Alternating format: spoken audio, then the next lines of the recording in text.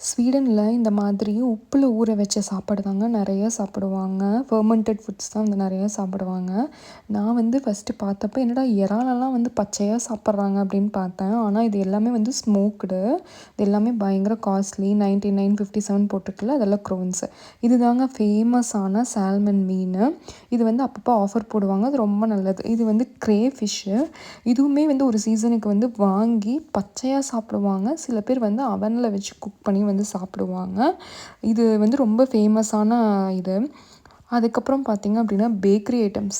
Bakery ஐட்டம்ஸை வந்து அடிச்சுக்கிறதுக்கு Sweden வந்து ஆளே இல்லைங்க. ஏன்னா அவ்வளோ வெரைட்டியாக வந்து பேக்கரி ஐட்டம்ஸ் வந்து இருக்கும். ஆனால் பார்க்குறக்கு ஆசையாக இருக்கும் சாப்பிட்ணுன்னு சொல்லிட்டு. ஆனால் பயங்கர சுகர் இல்லையா? ஸோ டெய்லி சாப்பிட்டோம் அப்படின்னா நம்ம உடம்பு வந்து கெட்டு போயிடும். அதனால் பார்த்து ரசிச்சுட்டு அதுக்கப்புறம் வந்து நம்ம அடுத்த செக்ஷனுக்கு வந்து போயிடணும்.